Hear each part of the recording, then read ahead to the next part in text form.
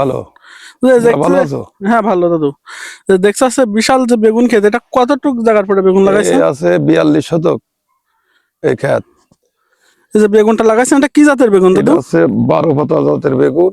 এই বেগুন, এই দেখো বেগুন, বেগুনের সাইজ, এই গাছে দেখো বেগুন। এখন দাদু বেগুনের ফলন কিরকম হচ্ছে? ফলন এখন গাছে আবার একটা ধরন আইছে। এই দেখো, এই জায়গায় 4টে বেগুন আছে অল্প জায়গায়। এখন ধরন আবার আইছে, সব ডালে ডালে বেগুন আইছে। এখন বাজারে বেগুনের দাম কিরকম যাচ্ছে? এখন আবার 65 টাকা 70 টাকা পাইকারি। পাইকারি, তাই তো? পাইকারি। এই বেগুনগুলো আপনারা কোথায় কোথায় দেন? এই মনিরামপুর দিই, এই বাগেরহাট বাজারে দিই, ভুইতে নিয়ে যায়, মনিরামপুরি ভ্যানপুরি মনিরামপুর নিয়ে যায়।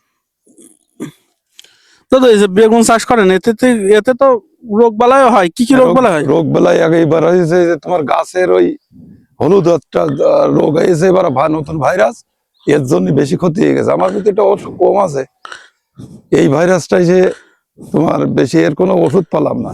এই দেখো এই গাছের পাতা এইরকম এই হলুদ। আর তা বাদে অন্য কোনো রোগের আক্রমণ করে কি? অন্য কোনো রোগ না, ওই ভাইরাস ফাইরাস তুলসী পুলসি দু একটা পড়ে, ও বেগুন খেতে হয় এরকম। হয়, তাই তো স্বাভাবিক। স্বাভাবিক কায়দায় হয়।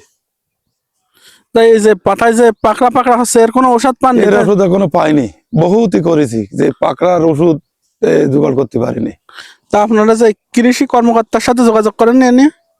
কৃষি কর্মকর্তা আমাদের সাথে যোগাযোগ করে না, আগে করতো, এখন আর যোগাযোগ করে না। বেগুন তুলি নিয়ে গেছে একদিন, কিন্তু আপনাদের যে রোগের প্রতিষেধক দেয়নি, তাই তো? না, ওরা কোনো কথা বলে না, ওরা আসে না আমাদের। একদিন আইসে মাঠে, তখন আমি ছিলাম না, ফোন করে বেগুন বইতে তুলি নিয়ে তারা চলে গেছে থেকে মতো। তার মানে আপনার সাথে যোগাযোগ করেনি, অথচ বেগুন তুলে নিয়ে গেছে? হ্যাঁ, যোগাযোগ করেনি, বেগুন তুলে নিয়ে গেছে।